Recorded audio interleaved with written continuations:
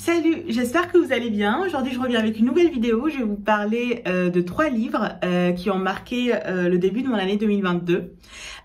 Il s'agit de livres en anglais parce que je me suis fixé le pari en 2022 de lire majoritairement en anglais.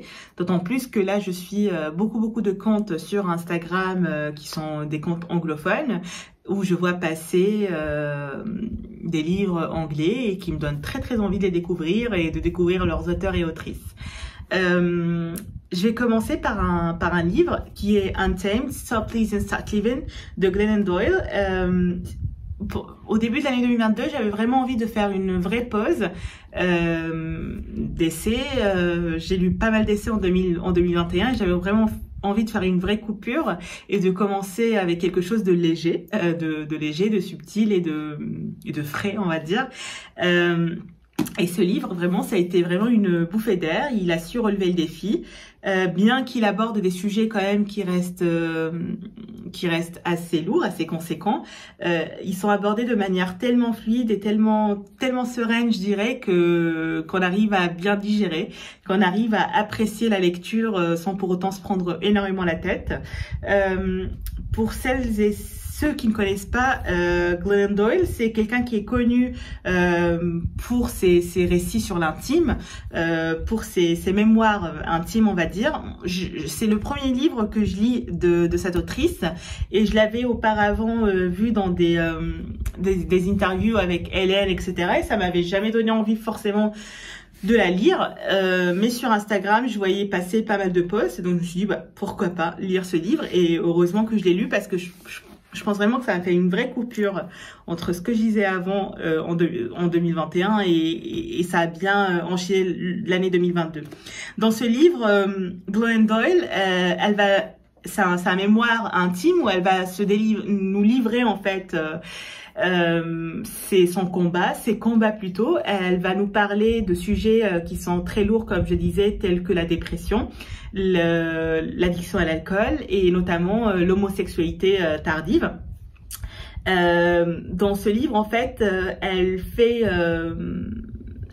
une introspection dans le temps, c'est-à-dire qu'elle arrive à lier la trilogie temporelle, le triangle temporel, c'est-à-dire le passé pour faire une introspection sur tout ce qui a pu dans l'enfance causer ces traumas d'adultes, par la suite le présent et puis le futur avec une certaine note de positivité à l'américaine, on va pas se mentir. Glennon Doyle est née dans une famille très religieuse, dans une famille où on lui a appris dès le début, comme beaucoup de femmes, ce que c'était qu'être une femme, ce que c'était qu'être une femme parfaite, une bonne femme. Et en fait, elle s'est sentie très vite, elle a écroulé sous le poids de ses injonctions sociales et elle s'est sentie enfermée dans une cage. Et l'une des manières qu'elle a trouvées pour lutter ou pour faire passer cette captivité sociale et parfois religieuse, mais surtout sociale, je dirais culturelle, c'était l'alcool. Elle a développé notamment des problèmes de boulimie. Et puis par la suite, pour coller à cette image de femme, pour plaire à la société, on voit qu'elle a essayé de composer avec un mariage plus ou moins heureux pour sauver les apparences. Il s'agissait surtout, on va dire, à la lecture d'un mariage de performance, d'un mariage où on performe le rôle de ce que peut être une femme bien vue, etc. Jusqu'au jour où en fait elle tombe amoureuse d'une femme, où elle découvre l'homosexualité. Elle découvre pas l'homosexualité, mais parce que l'homosexualité, pardon, n'est pas qu'amour, n'est pas forcément que l'amour, mais elle tombe vraiment amoureuse d'une femme, donc une femme, de quelqu'un du même sexe. Et elle se retrouve confrontée à beaucoup de problématiques, à beaucoup de questions. Comment est-ce qu'elle pouvait faire accepter cet amour qu'elle ressentait alors qu'elle était mariée à un homme, à sa famille, à ses enfants. Et en fait, tout au long du livre, elle nous livre en quelque sorte son combat interne au sein de sa famille, mais notamment son combat envers la société pour faire vivre son couple, pour faire vivre sa famille qui sera par la suite composée. Ce qui est très intéressant dans ce livre, c'est qu'en fait, on a une vision sur l'intime d'une femme avec toutes les problématiques que cet intime pourrait avoir, mais c'est écrit de manière tellement fluide, tellement simple qu'on est entraîné dans son histoire, qu'on est entraîné dans son narratif. Aussi dans le livre, il y a beaucoup de témoignages de femmes qui lui écrivaient. Il me semble qu'il lui écrivait dans le cadre d'un podcast. Ça doit avoir un podcast si je me trompe pas. Et on voit en fait, d'où le nom d'ailleurs du livre, Untamed, cette transition que peuvent avoir plusieurs femmes d'un état de captivité sociale et culturelle vers un état sauvage où elles sont elles-mêmes, où elles sont untamed, où elles sont libres. Elles sont face à ce qu'elles souhaitent, elles sont face à ce qu'elles désirent. Voilà. Donc j'ai bien aimé ce livre. Néanmoins, un petit bémol, c'est qu'en fait, on va dire que j'ai bien aimé les 3 premiers quarts du livre. Vers le dernier quart, j'en avais un peu marre parce que je trouvais que c'était beaucoup de positivisme un peu à l'américaine, on va y arriver. Et c'est quelque chose un peu qui me pèse au bout d'un moment. C'est-à-dire que j'aime bien tout ce qui est léger, tout ce qui est entraînant, mais à un moment donné, bon, vers la fin, c'était assez redondant. On était vraiment dans une partie, on va dire, des mémoires intimes que je n'aime pas en fait, voilà. Mais c'est un livre qui est très intéressant et je vous le conseille si vous voulez le lire, voilà. Ensuite, j'ai le deuxième livre qui est un roman, normalement un roman jeunesse. D'ailleurs, c'est pour ça que au tout début, je voulais vraiment pas le lire. Je me disais mais en fait c'est un roman d'adolescent. Mais non, ce n'est pas un roman d'adolescent. Et puis, quand bien même ça serait un roman d'adolescent, on aurait dû avoir ce roman quand on était jeune, parce que, jeune, je suis toujours jeune, mais on aurait dû avoir ce roman quand on était adolescent, parce que ça nous permet vraiment d'avoir une vision sur ce que c'est que l'amour adolescent, mais pas toxique, un amour sain.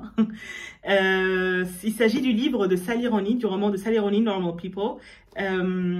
Dans ce livre, en fait, on va parler de Connell et Marianne, qui sont deux amants, qui vivaient dans la même ville en Irlande, qui fréquentaient le même lycée.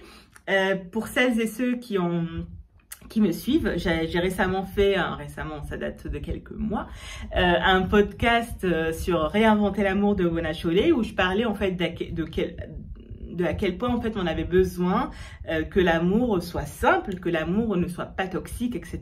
Et que on devrait enlever cette part de toxicité qui pourrait y avoir autour de l'amour hétérosexuel parfois. Et je trouve que ce livre, eh bien, il nous montre à quel point c'est possible, et il nous montre à quel point on peut aimer sans se sacrifier. Voilà, c'est très intéressant comme livre. Donc en fait, Connell et Marianne, ce sont deux jeunes Irlandais qui vivent dans la même ville, qui fréquentent le même lycée. Ils sont très différents dans leur manière d'être, dans leur manière de se présenter au monde. On a en fait, par contre, ils sont tous les deux très introvertis, je dirais, mais chacun à sa manière. On a Connell qui est un garçon qui reste, il n'est pas très populaire au lycée, mais qui reste quand même qui fréquente des garçons populaires. Il est très intelligent. Et puis on a Marianne, très intelligente, très introvertie, et puis voilà, qui n'a pas de talent social. C'est-à-dire que elle ne sait pas forcément s'intégrer au sein de la société. Elle est dans son monde à elle. Et ce qui est très intéressant, c'est qu'en fait, ces personnages qui nous paraissent d'un premier abord très différents, notamment parce que socialement, ils sont très différents. La mère de Connell, d'ailleurs, c'est la femme de ménage de Marianne. Toutes ces différences sociales, parce qu'en fait, la manière de se présenter au monde ou la classe sociale, etc., ce sont des différences de société, ne les empêchent pas d'être... quand ils sont ensemble, d'avoir une certaine fusion, d'avoir une certaine complémentarité. Et en fait, on voit dès le début du livre qu'ils ont quelque chose, qu'il y a une étincelle qui s'allume, ils se complètent assez bien. Et on voit en fait, en quelque sorte, l'amour venir entre ces deux personnes. Mais pas l'amour... pas cet amour fusionnel, mais en fait, c'est vraiment juste un état de proximité qu'on pourrait avoir avec une personne et l'ambiguïté que ça pourrait avoir. Et c'est un livre qui est très intéressant parce qu'en fait, on les suit dans leur on les suit dans leur cheminement, on les suit jusqu'au moment où ils arrivent à l'université. Et ce que j'ai beaucoup aimé dans ce livre, c'est le fait que à aucun moment donné, l'amour n'a été un frein pour leur carrière, un frein pour leur avancée sociale. Et je trouvais ça très intéressant parce qu'il est très important d'avoir des représentations au sein d'une relation amoureuse qui est ambiguë, qui n'est pas simple, parce qu'en fait, à aucun moment donné, on voit qu'il y a de l'amour clair, c'est toujours ambigu, c'est toujours subtil. Mais on n'a pas cette notion de sacrifice qu'on pourrait avoir parfois dans des romans jeunesse. Et je trouvais ça très intéressant. J'ai beaucoup aimé ce livre et ça a vraiment résonné avec ma lecture de Réinventer l'amour de Mona Chollet. Et c'est un livre que je ne peux que vous conseiller. Voilà, donc ça c'est pour le deuxième livre. Enfin, pour le dernier livre, qui était un coup de cœur, qui était l'un de mes favoris de 2022. Et je pense que ce sera vraiment... Je pense même que c'est l'un de mes favoris de tous les livres que j'ai pu lire depuis que je sais lire, qui est Against the Loveless World de Susan Awilhawa. C'est un livre magnifique, c'est un condensé de sujets qui me plaisent, des sujets qui résonnent en moi. C'est un condensé de tout ce qui m'intéresse en fait. Dans ce livre, on suit l'histoire de Nahr, qui est une jeune palestinienne, une jeune réfugiée palestinienne qui a été réfugiée au tout début au Koweït avec sa famille, avec sa mère, son frère et sa grand-mère.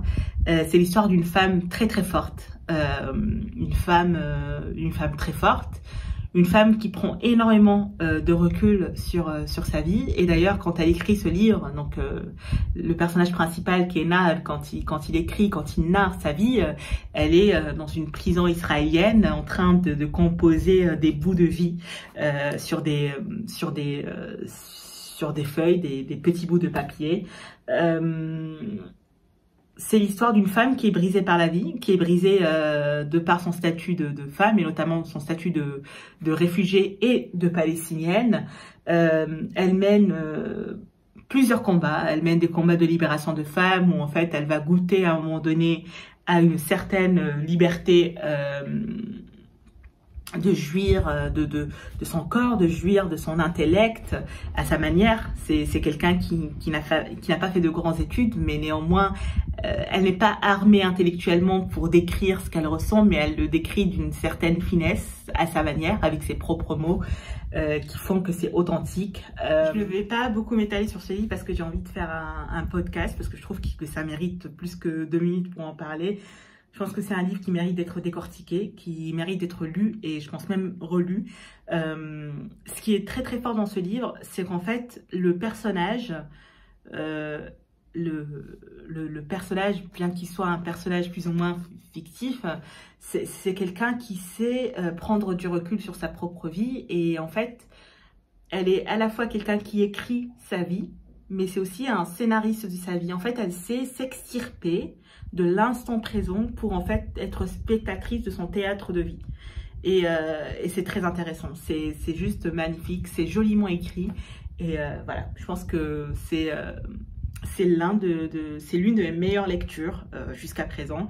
Et je pense vraiment revenir très rapidement avec un podcast sur le sujet. Donc là, je vais finir cette vidéo ici. J'espère que la vidéo vous aura plu. Je vais essayer de revenir de manière très fréquente ou de composer un peu entre le format vidéo et le format podcast pour vous parler de mes lectures, mais pas seulement, notamment de quelques séries, etc. que je regarde, des films, des expositions, etc.